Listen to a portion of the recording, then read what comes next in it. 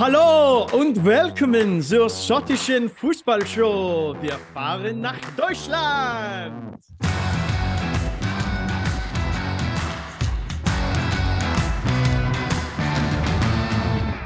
Yes, folks, we are going to Germany. Get those planes, trains, automobiles, bikes, hovercrafts booked because we are on an exodus for next summer.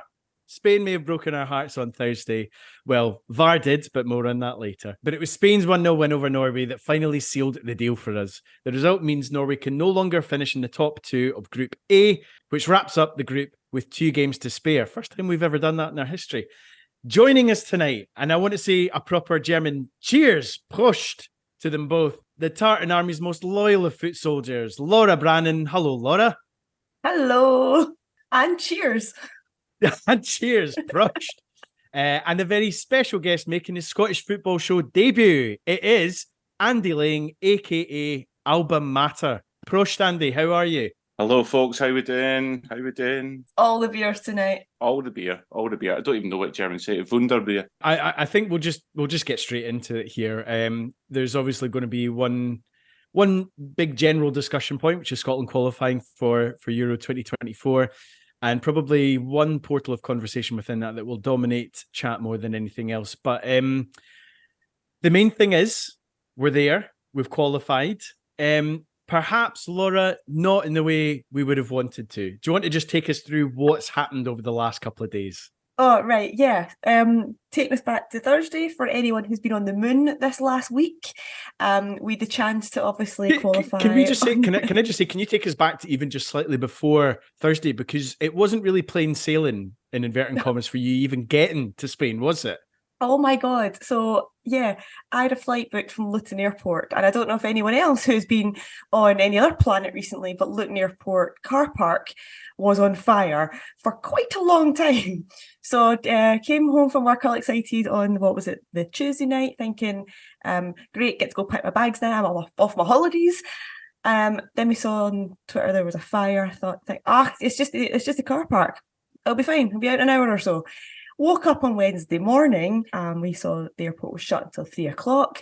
Panic stations. I don't know if you've ever seen the show Race Across the World on BBC, but this is what it looked like in my flat on Wednesday morning. They had the laptops open, Skyscanner open, checking trains across Europe, hiring cars across Europe, anything that would get us anywhere into France, into Spain for a reasonable amount of money.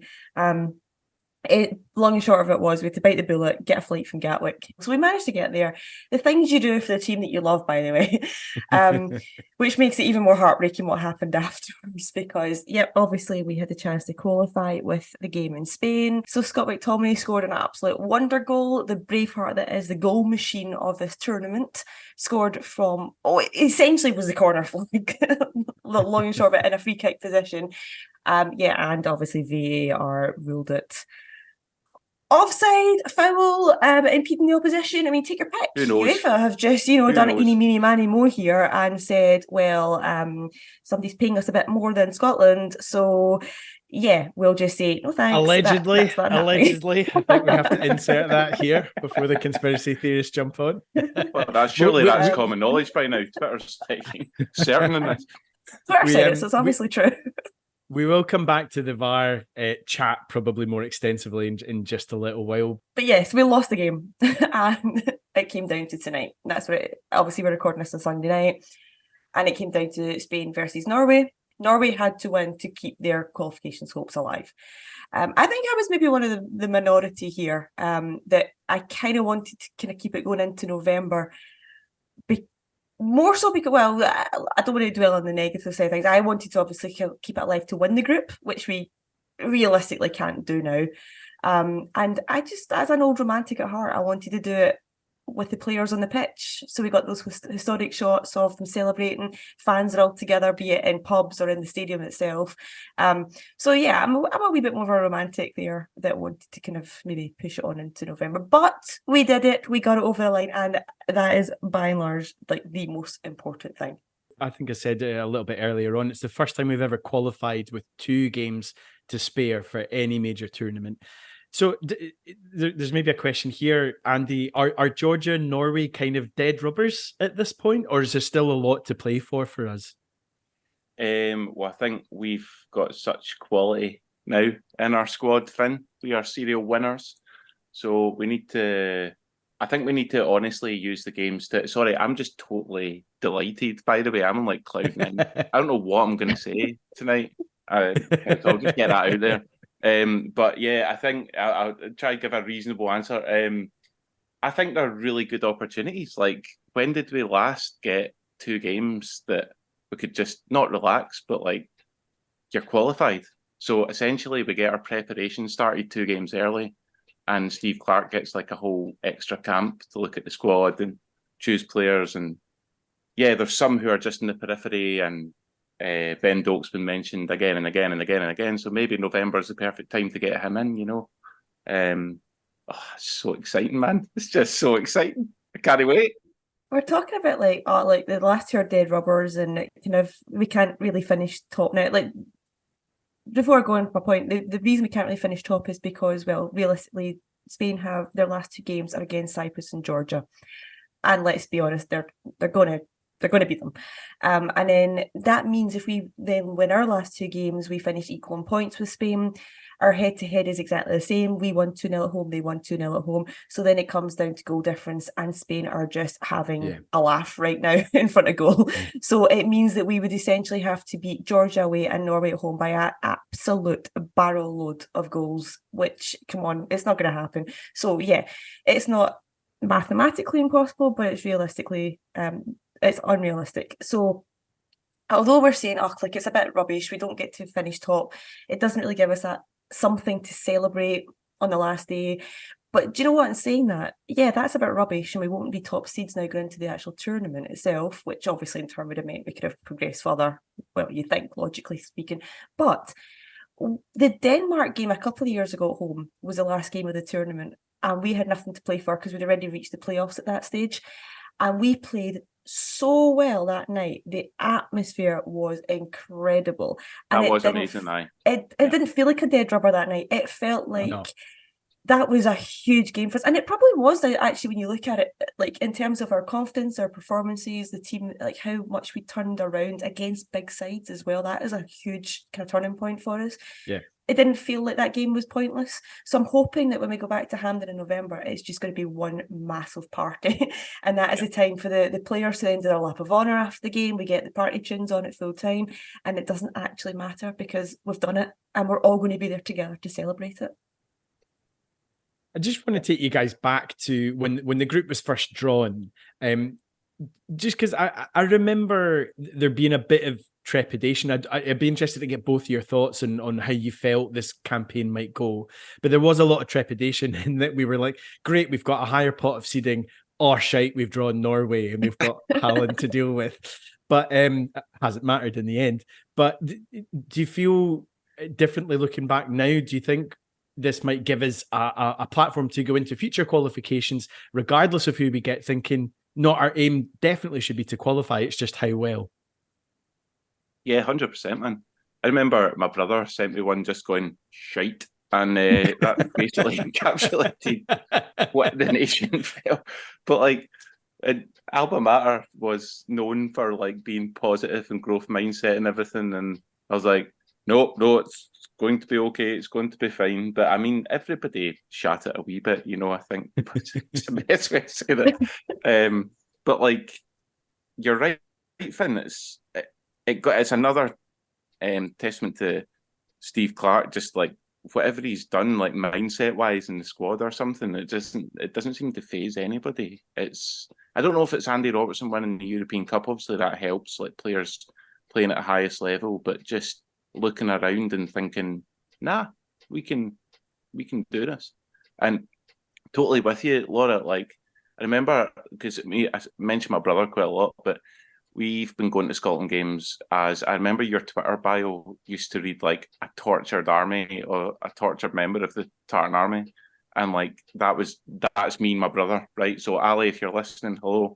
But we were looking at each other like during the Denmark game, just like totally bewildered. Like, grabbing each other's shoulders, going, "This is mental. We are Brazil, only we're not. We're Scotland. We're better than Brazil." And like, I don't know if you remember, but we could have scored 3. We could have gone 3-0. And McCoy's commentary for that, it's just like what we were doing, just oh. It's like, oh and man, that's what it felt like against Spain as well, which is part of like you've got to kind of credit. We're not there just because we want to. We got lucky. We scored 2 late-minute goals against Norway, and we obviously beat Cyprus, and the weather was in our favour against Georgia. It's not like that. When we played Spain, we were and it was like that. What you were saying about in Denmark, we're starting to go, wait, who are we? What are we watching here? We are really damn good. And it kind of just felt like, how's that Scotland? Because we've absolutely got there on merit. Yeah, it kind of feels a wee bit like we've been given a helping hand to get over the line, which is just unfortunate the way the fixtures worked out. But my God, they're absolutely on merit, no doubt about it. And just to go back what you were saying, Finn, I don't know if you remember what you thought, Finn, when the draw was made, but I found my tweet, just before we came on and recorded this, my tweet says, Scotland, finally, we have a good chance of qualifying the traditional way. UEFA, hold my beer. It's just absolutely, like, I just thought, nah. Who's holding the beer now, Laura? Who's holding the beer? Exactly. I am UEFA, I am holding the beer. Not to bring it up purely for the purposes of gloating or anything, but I do seem to remember being relatively positive about our chances when the draw was made. Because I think it is that thing. I've seen so many international teams which have got standout amazing players, world-class players even, but sometimes that's not enough to take them through. Sometimes it is. In recent examples, Egypt qualifying for the 2018 World Cup when Mo Salah was probably the best player on the planet, certainly one of them. But with Haaland, but he's got a formidable scoring record for Norway. But I just feel like Norway's not the same team that we are. Like they're not more than the sum of their parts, and we are, and that's wonderful. And like you say, we're there very much on merit. We've had a genuinely historic campaign. We've won our first 5 opening games, never done that before. Qualified with 2 games to spare, never done that before. And I think one of the wonderful things, we'll get into the nitty gritty. We keep saying this about the VAR decision and the game against Spain, but overall, I think for us to be in a place where, as Scotland fans, we're coming away from playing Spain in Spain, gutted that we haven't gubbed them on their own patch. What does that tell you about where we are now with the national team? It's fantastic. And looking ahead to next summer, it's so exciting, isn't it? I mean, like, look, Laura, have you started planning, booking, doing all this kind of stuff already? Have you got an idea for a base that you want to go to? Andy, are you going to be able to take the whole family out there? Well, you can go first, Laura. You know what I've been like in the last, every episode we've talked about this so far. It's been, everyone's been saying, when we qualify for Germany, I've been going, if because I just didn't want to let myself. I kept seeing it as the last 3 games are the hardest of the group, and I could just see it going right down to the wire. So I didn't want to get carried away. Although in the back of my mind, don't get me wrong, I have been absolutely planning Germany to a T. Deep in the back of my brain, I just haven't booked anything yet because I didn't want to jinx it. But yeah, I mean, straight onto Skyscanner, I am getting all that booked. Obviously, it'll all become a wee bit more obvious in December once the draw's been made. But just get out there, get a base for 2 weeks, a month. Well, we're going to win the thing, so let's just go for the whole damn thing, right? I've got to have a conversation with my boss tomorrow morning and put some holiday requests in.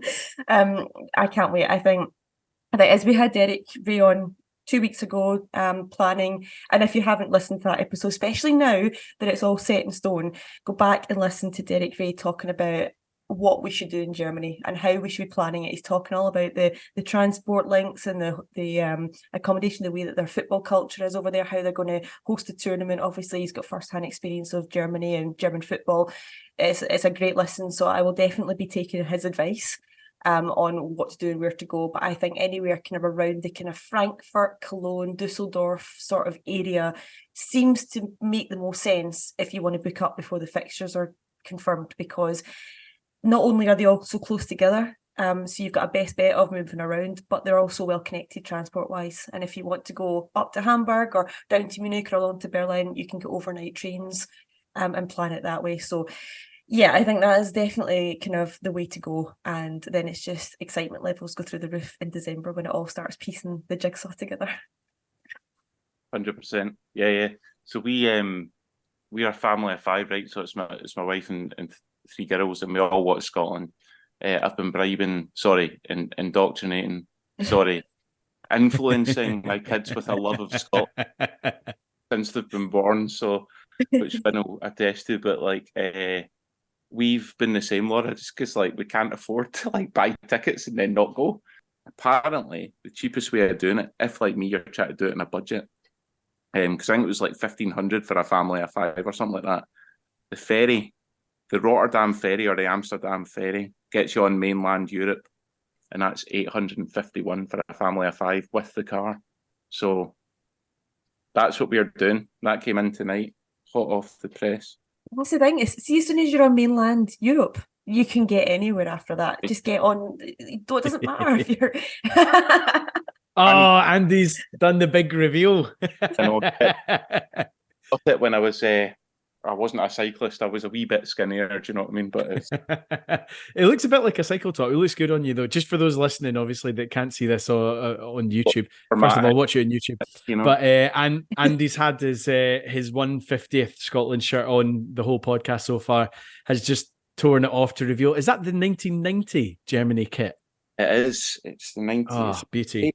I think it's voted the best football kit ever, or something like that. It's like an absolute peach. Classic. Yeah. Classic. I mean, it really is a suck your belly in. And I love it. For those not watching on YouTube, we and yeah, as Finn said, go watch us on YouTube. Me and Finn both have backgrounds here of Oktoberfest parties, of just lederhosen, beers everywhere, and then Andy, who's got a computer from about 1999, couldn't get his backdrop, so instead wore a signed Scotland top and a German strip. So I mean, fair play. You've kind of evened it out there a wee bit. Try to raise the bar for a high quality podcast, you know. So the draw itself is going to be made on the 2nd of December. So we've got a fair wee while to get our plans made and things booked. Have you guys got like a preference as to who we get drawn against? Do you want, you know, the hardest possible groups for the best matches, or would you prefer just Diddy teams and get us into the knockout round as quick as possible? Oh, Diddy teams! I want to win the whole thing. I don't want Spain again. I don't want England again. I mean, look at the teams that have qualified so far: France, Belgium, Portugal, and Turkey, and obviously Spain and us. I mean, I don't want any of them. So, give us the winners from the playoff qualifiers next March, and the teams that scrape by. Look, it's great just to be there. It's such a diplomatic answer, isn't it? To be like, we'll take anyone, but how much do you want to get out of the group stages this time? I mean, so much. Yep. We got there in Euro 2020. We did our thing. We took part. It was great for the fans. It was great for the fans who could go there. Obviously, wasn't the best experience overall in terms of COVID times, but that was our learning curve. And when we had a very kind of young team that were just sort of kind of shaping at that point, we were very lucky that we have a very, very similar side all these years, a couple of years on. But they are probably mentally and physically so much stronger now.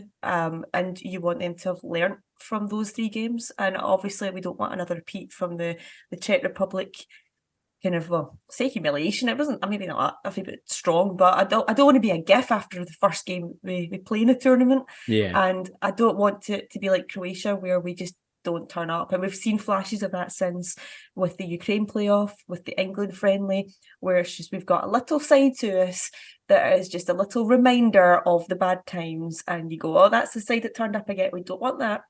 We want that team that played against Spain and played against Denmark and the last 5 minutes against Norway.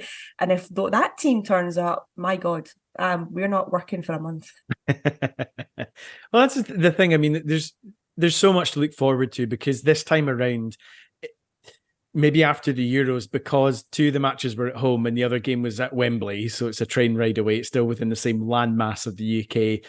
And it was still COVID. We were coming out of it and stuff. It kind of, yeah, we qualified, and what an honor that was for the first time in 23 years. But it felt like a bit of a false start. This time around, we'll be taking, as Derek Gray mentioned, 70, 80, 100,000 Scotland fans all over Germany. We're bringing the party. It's going to be great. We'll be filling the stadiums, filling the streets, draining the bars. It'll be awesome.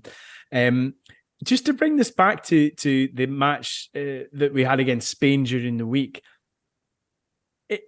does it feel any better now we're a couple of days on? Because I'll be honest, I felt quite raw. I mean, Laura, you were at the game, so goodness knows how you were feeling.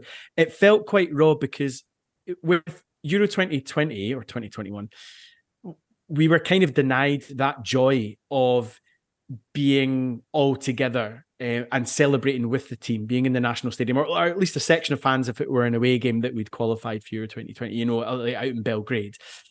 And this time around, I don't think we were expecting it, but the way that the game panned out against Spain, it was on. Like I don't know if we would have gone on to lose the game had McTominay's goal stood. And does it still feel that we've kind of been denied maybe that occasion, that joyous moment of fans and team being in the same place at the same time to celebrate it all live and as one? I'm kind of hoping, like Laura said, we'll get there. It'll be a big party in November, but I agree as well. I want the right Scotland turning up to do that. And I'm sure that'll be Steve Clarke's message to them as well. It'll be like, right, we've qualified, now the work starts, Like, he's not one to he might let them have a beer tonight, maybe. On the eve of a game, probably not. They're all so professional now. Like, I honestly don't know. Laura will be able to, she's seen behind the curtain at West Ham and all that, but like... I was a wee bit surprised that we didn't see any shots of the team watching the game in the hotel. Aye. Because, like, I get it, we're 2 nights away from a game, a friendly, and we all know those players were sitting watching the game.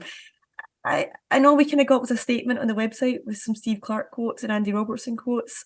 I'm not asking for a live stream of the boys sitting in their boardroom with their projector, but something would have been nice. Obviously, the shots leaked after the Serbia game of the boys dancing to Davy Marshall, Saturday night round the table and everything in their own kind of private party after the game. I'm not expecting something like that to come out. I'm not expecting them to be up celebrating all night long and being on the beers all night. But see if it just kind of been something from the full-time whistle, I think would have been nice. I was a wee bit surprised by that. But I'm kind of hoping that it's because Steve Clarke's got them so drilled that they're just like, no, we're a winning machine now. This is what we do. No, but then you still need to kind of like have a moment where you go, guys, we made it. Aye. No, it would be nice. Because then if they lose against Norway, then they're going to feel like it's not really our place to go crazy and celebrate here. So you kind of have to. They're not going to go out on Tuesday night against France. They're not going to go out and do something pre-match. If they lose, they're not going to go and do something. There's a very small pocket of away fans going to be there. They'll go over and they'll do the kind of claps and they'll see them obviously, but there isn't that moment. And to kind of go back to what Finn was saying, there isn't really a opportunity for that moment of bringing the fans, the players, and the moment all together as one, which to me kind of is a wee bit sad that we're not going to have that. I mean, the amount of games that all of us have been to over the years, and we've never really... I don't know, I feel like the Spain game and obviously the Norway win at the end, to me, that's what I'll look back on as the moments we qualified. The celebrations at full time against Norway, I still have a scar on my leg from the chair that got thrown in the second goal, and I'm proud of that. I don't care about that scar. That can stay there for all I care. Those are the moments that will live with me. Tonight, watching that game in my living room, kind of gave me COVID vibes again. Thursday was the sort of perfect way for that to all pan out. If we'd done it, we got over the line. The fans were obviously there. The players were there. It was all done on the pitch. It would have been another momentous victory if it had happened. So it does feel a bit like VAR kind of ruined that party. Well, let's talk about that a little bit, because do we have to? It's really raw. It's kind of it does still feel raw, but I think it's an important conversation. And what was really interesting was, we've all got pals that are, having lived in London, I've got a lot of pals who are like, obviously, like England football fans or fans from other countries as well. And the amount of people that messaged me after the game, just being like, I can't believe what I watched during that. And it's kind of, I think, especially for my pals who are big football fans in England, off the back of the big debacle that happened recently in the Premier League game between Tottenham and Liverpool, where there was calls for the game to be replayed, and you're seeing an exceptionally peculiar level of human error and almost like stubbornness in changing it. It's kind of inflamed that debate with VAR, which has just been prevalent the entire time it's been around. But is it something that we genuinely need to have a look at here? Because, I mean, even looking at that incident, it none of us could tell what it was for. It initially, I think it was given as a foul, and then it was changed to an offside, and then they've not checked with the line for offside, and it was all just a little bit mysterious. And I think, I don't know if you guys agree, but it felt, watching the game at that point, being 1-0 up, scoring a cracking goal, having, I thought, defended fairly resolutely and brilliantly throughout the game. As a whole, Spain had a lot of possession, but they hadn't done much with it, and we got to halftime pretty comfortably. That going 1-0 ahead with half an hour left on the clock, I felt that Spain might still score, but obviously that wouldn't have been enough. They would have needed two. I don't know if we go on to lose 2 goals, being 1-0 up with half an hour to go. And you can't not say that VAR's detrimentally impacted the occasion, the spectacle, the game. It's denied us a brilliant Scott McTominay goal and him maybe getting the qualifying golden boot. But more than that, it's taken an awful lot away, it feels, from the fan base and from Scotland. Just to point out, Spain have not lost a double header in qualifying ever, apart from once in their history, which I think was Euro 92 qualifying, and that was to France. That is the only time Spain have ever lost a double header to one team in qualifying. So we were on the verge of something historical as well. And again, you don't want to prod the fire too far, but what came to mind straight away, I think I messaged you about it, Laura, I probably messaged you about it as well, Andy. It was like Hutton against Italy. Italy. I was just like, it seemed so bizarre. There was nothing clear and obvious about it. It just kind of feels like the little countries don't get the breaks with that. Yeah. Yeah. But that would be the same domestically for years. People have been saying that, that you don't get the breaks against the big teams. And that there needs to be an element of truth to it. And on the VAR thing, I think we forget, like, we wanted this perfection with VAR, like this robotic perfection, and we forgot that it doesn't matter how perfect the lines are drawn or whatever. There's still going to be somebody making a decision at the end of it, and it's still going to be up for debate. And I'm with you, man. I mean, it exposed VAR for what it was, basically, as well as that. I thought straight away of the Spurs-Liverpool game. I mean, I don't support either team, so I didn't really care. But I could have being on the end of a decision like that felt like injustice. Like, you're always going to get these injustices in sport, right? But it's like with VAR, we were led to believe that they would be ironed out unless it was clear and obvious and all this kind of stuff. I mean, we've heard this a million times, but that moment for me was like what VAR robbed the fans of is like far more than what it's given. I think like what it got in the way of is far more than what it's given. It might get the odd offside right or something like that, but see those moments of ecstasy, that's what like football is. And like Scott McTominay's strike, the fact that every Spanish player was like, oh well, like fair play, what a goal. Even the keeper wasn't looking around going off and pushed by Jack.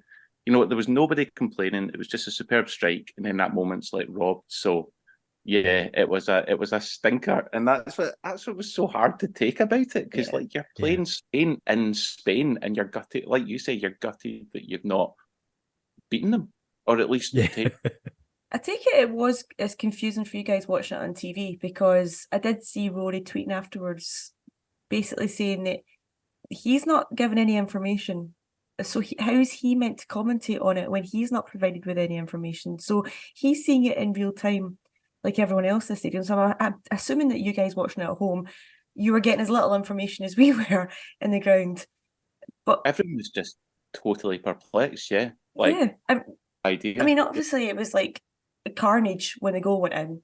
It goes on for so long. That's the thing, right? So it felt like the celebrations went on for so long before you then realise, hold on, something's not right here. It's not immediate.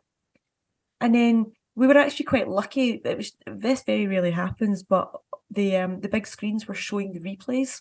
So everyone turns around to the big screen that's behind the away end, and we're looking at it, we're going, and everyone together kind of in unison is like, like, what are we looking at here? What are we actually looking for? Then there's the obvious confusion because the ref does the wrong hand signals, so doesn't give the correct free kick. It implies it's a foul. On the big screen, it says it's a foul. And that is the only level of information that anyone gets, is what is written on the screen. And when they're given the wrong information, that makes me think, well, are they wrong? Or are they guessing? Or is it something even more sinister and dark here, that they're saying it's one thing and then later on decide it's something else because they've messed up and they're trying to cover their tracks? Now, we don't have the audio, and I know the SFA wrote to UEFA.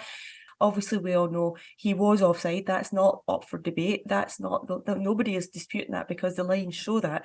So they're then saying that he's impeding on the opposition. And that's when I think it comes down to your subjective viewpoint, because there's no way you can factually say it. He didn't literally put his arms around him or block him in any way whatsoever. So then it becomes down to your own subjective opinion. And this is why it is so frustrating for me, because it is just one man making an opinion on what he thinks. And football becomes more of a science at this point, when if you're taking that long to decide and analyse it and it comes down to that small a margin, for me it's not clear and obvious.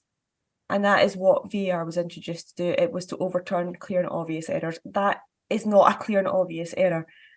So I think the whole thing has just been an absolute mess, and UEFA so far have not covered themselves in any glory whatsoever, because they've not explained themselves or done anything to try and say why they've done it this way or give us any sort of explanation. So yeah, it does hurt. And okay, yeah, you can argue that it was factually correct if you want, but it doesn't make it any easier, because as we're kind of seeing that emotional side of things as well, which is what I've always said since day one of VAR, it removes that emotional aspect for a fan. And that's kind of what we're tapping into tonight. There was no euphoric release of celebration. Yeah. And that's kind of why it feels a wee bit odd tonight to celebrate this, because we've not had that moment. That's what football fans live for. That's the drug that is football. And I don't see, no football fan ever wants to remove that. But it feels right now like the scientists of football are trying their hardest to remove that, and that's what kind of makes it a bit sad and frustrating. We're not that far away from like having lines from, okay, so did Jack Hendry get in the way of the goalkeeper's eyes, and then like you've got like coming like Terminator 2 and Arnie's driving and go, I see everything. You know, it's like we're very close to getting there. Anyway, all of that said, the main thing is that we're there. We've qualified. It didn't matter in the end. We qualified one way or another. Just talking about players, Scotland players or players involved with the national team, but also trying to bring this back to domestic matters now that we're heading back into the domestic calendar. There was some pretty good news this week. The news that Craig Gordon is back playing. He played 45 minutes of a closed-door bounce game inside an empty Tynecastle. Didn't concede. It's been 292 long days since he was injured against Dundee United on Christmas Eve. It was a double leg break. He's 40 years old. Do you think there's still a place for him in the national team? Oh, there's knowing what your answer is. Get him straight back in there with one leg if you have to. I love Craig Gordon, and for obvious reasons I want him back in team. I would take, obviously I'm not going to, everyone knows I want Liam Kelly to get his chance, so this is definitely not at the cost of him going out the squad. Obviously I still want him to stay in the squad at this point and play, obviously, if he gets a chance, but I just don't feel like Craig Gordon's done yet. He is he is Terminator. He is absolutely untouchable. He comes back. Everything. he comes back time and time again. He is absolutely a man made of steel. And if he's coming back at 40 from a horror break like that, fair play to the boy. And I don't want Clark to do what he did with the Euros. And I feel like he kind of gave David Marshall his place at the Euros out of sentiment. He's probably he would argue till his dying day he didn't do that, okay, because he's not like that. But I feel like deep down it might have been the reason why he did that, and we all know that wasn't the right thing. Like, I love David Marshall; he deserves a statue outside Hampden. At least his hand does for what he did against Serbia. But he shouldn't have played at the Euros, and we've all seen since then he is off it a wee bit now, and he has kind of slowed down, and he did retire at probably a good time for him to be remembered as a legend. I don't want Clark to then just take gun into the tournament and be like, oh, well, you got us there, so now you're going to keep your place, because for all that everyone knows, I'm not an Angus Gunn fan because of his 28 caps for England. I think Craig Gordon is a far, far, far better player, and he deserves his chance at a tournament. He needs his tournament. Come on, guys. And I just think we are very, very safe in the hands of Craig Gordon. Craig Gordon's glow up, if we can call it that. Because I remember him coming in as like an 18-year-old and just looking a bit like a ghost. Like, that's what in his shirts that were about 4 sizes too big for him. Oh, bless him. You'll grow into it, son. You'll grow into it. But he's matured into like the most handsome man in the world, right? As well as being a really good goalkeeper. So I'm delighted to see him back. But you know, I'll give another angle there. I think it's brilliant to have competition in the Scotland squad now. If anything, it's going to make Angus Gunn better. If he does go for Angus Gunn, it's going to certainly keep him on his toes and push him. So Laura, I'm with you. I think he's absolutely incredible. I really hope he can come back to those levels, because that's only good for us. And if he pushes Angus Gunn, all the better.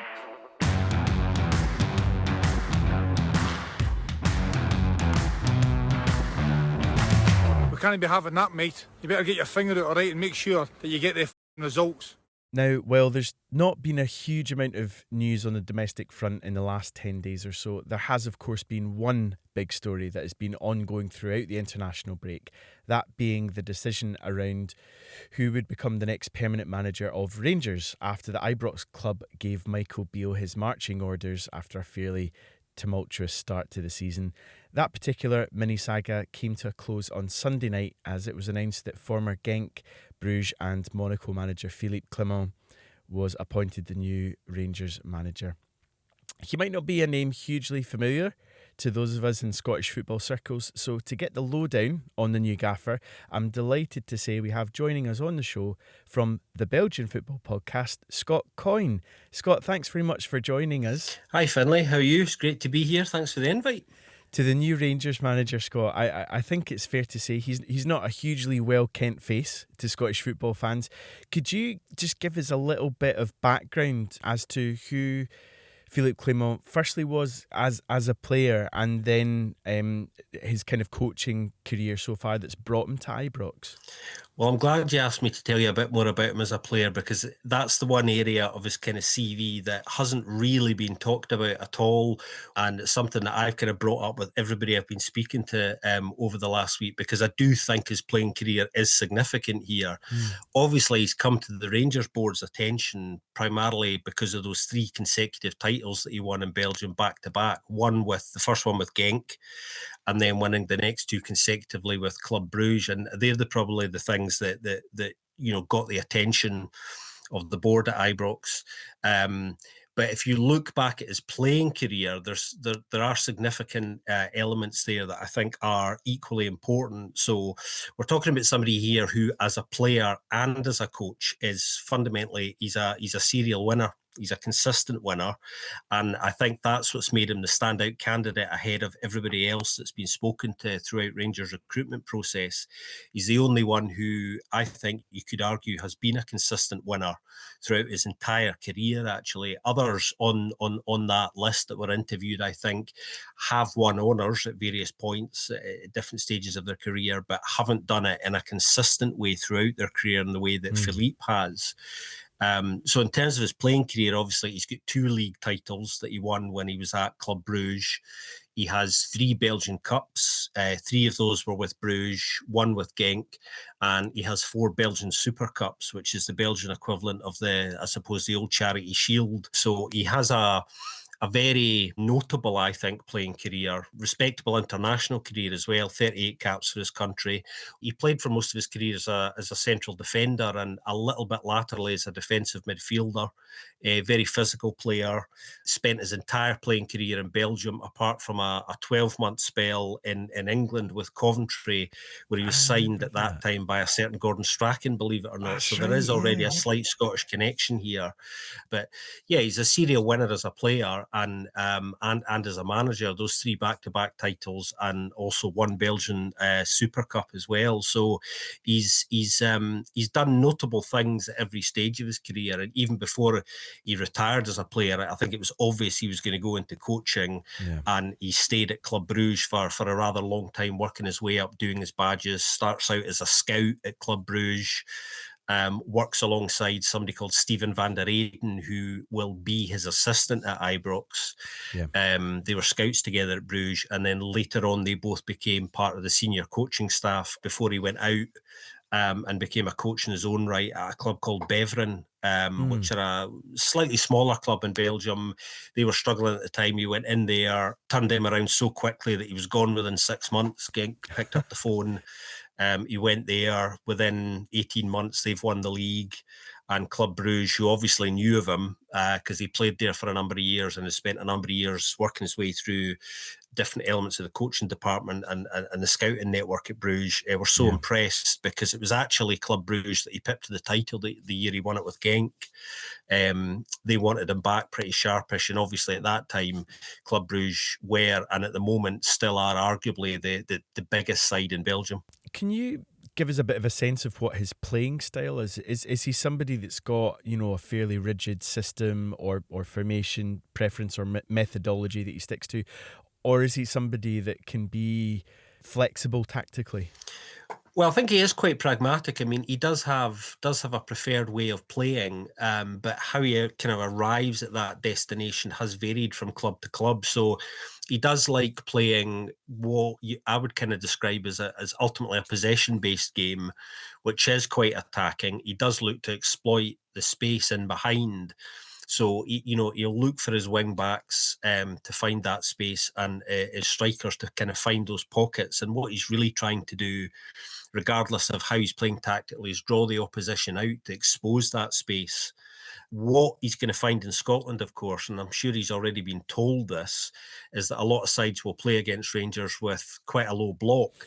Yeah. So there's a number of different ways to exploit that perceived negativity. And I don't think that is a negative thing. That's just the way sides choose to set up sometimes against sides who have more firepower.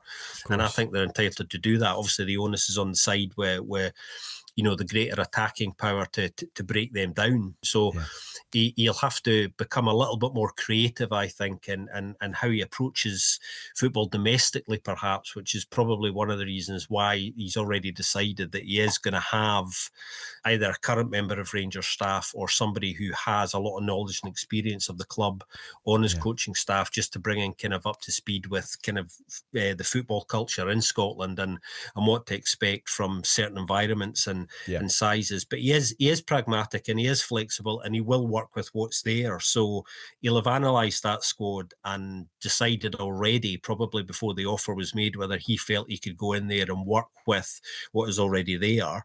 I've always been of the opinion that this current Rangers squad has taken a bit of a bashing for quite a while now. I feel it's not as bad or nearly as bad as many people would have you believe, and that there are players in that squad that would fit the way he would ideally like to play, and that I think probably would excite him, and that he will already know. There's a lot of players with experience in Belgium, funnily enough. Rabbi Matondo was at Cercle Bruges, will have played against Phillipe. There's Nicolas Raskin, who was at Standard Liège, who's a really fine young Belgian player who I don't think Rangers have been getting the best out of. They might yet now. Cyril Dessers as well, who wasn't at Genk at the same time as Phillipe, but will have played against Philippe's Club Bruges side while he was in Belgium at Genk. And of course, Zeb Jacobs, who is the head of Rangers Academy, is Belgian himself and used to run Antwerp's academy. So there's a lot of kind of links here. But there are players in that squad that will fit the way he would ideally like to play longer term. And I don't think there is this urgency to necessarily splash any cash. He will obviously, over the next couple of weeks, probably decide quite quickly who he fancies and who he doesn't, like all coaches do. But I think he'll want to take it one step at a time and kind of be kind of quite open to change, I think. He was indicating that today as well, that he doesn't want to go in there and necessarily make sweeping changes. The initial couple of weeks are really about bringing people back together, I think, again, and just, looking at a sense of unity and talking about what's expected of them now. He's very much going into having to need to hit the ground running. He's joining a side that's already 7 points adrift at the top of the table. There is the small matter of the League Cup semi-final against Hearts coming up soon, which, there's a possibility of winning silverware quite early on. As you're alluding to there, the squad he's inheriting seems, I would say, fairly bereft of confidence, and despite quite a bit of money being spent on it, I agree with you. I think there's probably there's far more that can come from them, and I'm just wondering, do you see Clement as a character that is capable of utilising the squad that he's coming into to get them performing far better than they've done so far this season? Is that something that he's maybe got a track record of at his previous clubs in Belgium?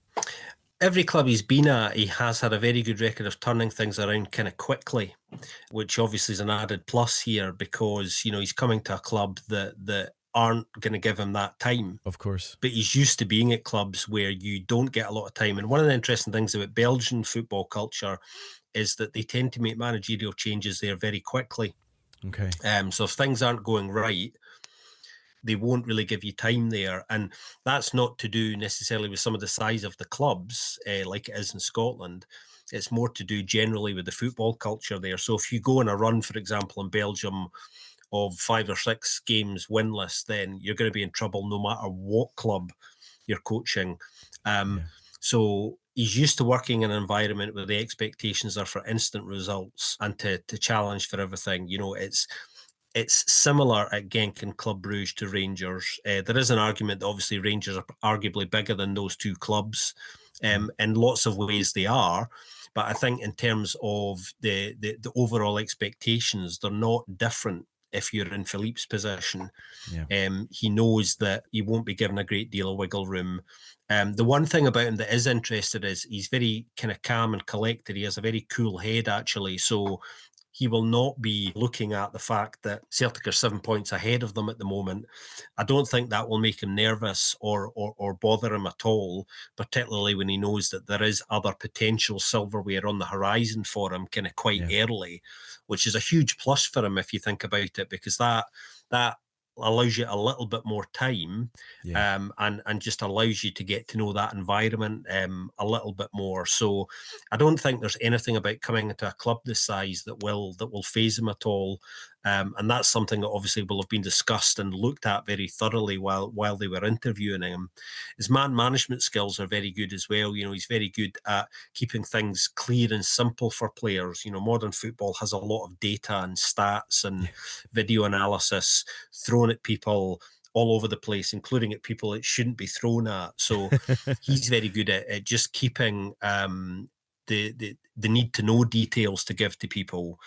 So that's a real plus to his coaching. He absorbs all of that from the staff around him and is then able to distill that to individual players to what they need. Anything that they do not need, he'll keep to himself or just not give it to them, as well as making it very clear what's expected of them. So that allows them to concentrate on their own roles and bring a degree of consistency to their performance on the pitch, but also he makes it very clear what's expected of them off the pitch as well. Because at clubs at the size of Rangers and Genk and Club Brugge, there's an expectation for you kind of always to be switched on. You're always representing that club.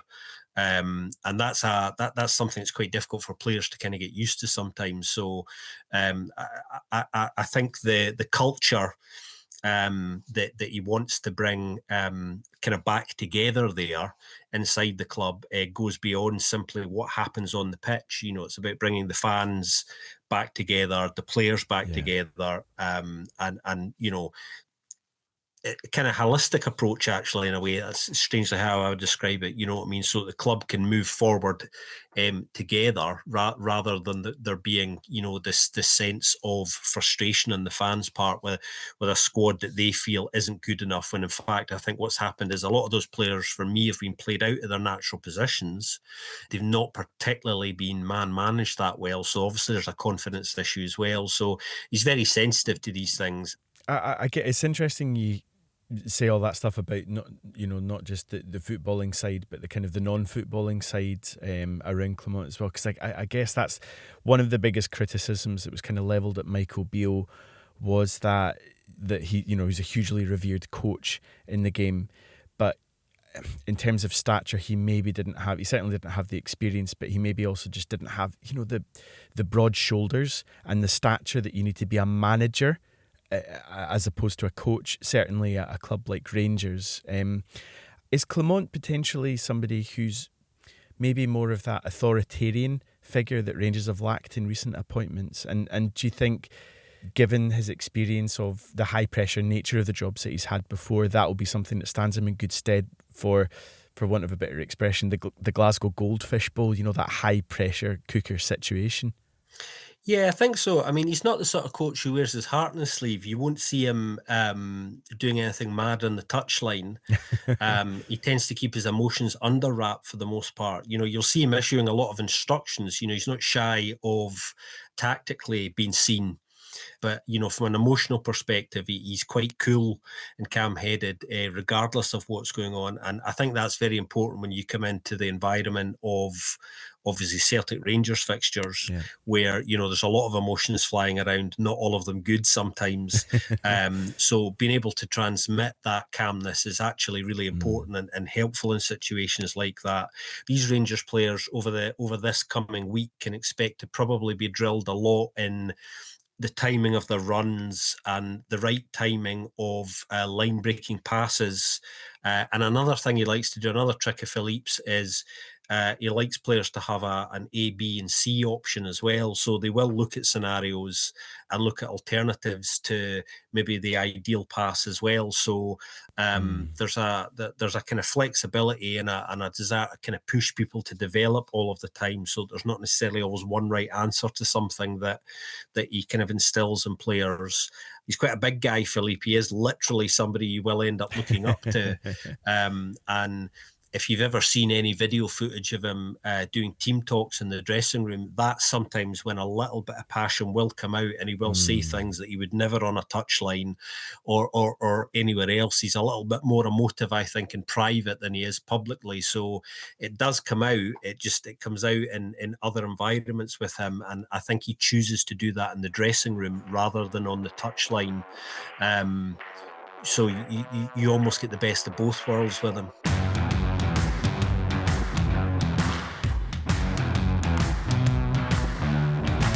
The dogs bark and the caravan passes. The caravan keeps moving. The caravan keeps going. That's it for another week on the Scottish Football Show. Thank you to Laura and Andy for joining me. Thank you also to Scott Coyne of the Belgian Football Podcast for giving us a lowdown on Phillipe Clement. As ever, don't forget to check out the full and unabridged chat for that one on our YouTube channel. All that remains for me to do, in the wise words of Andrew Slavin, is say go and listen to something else now. Bye.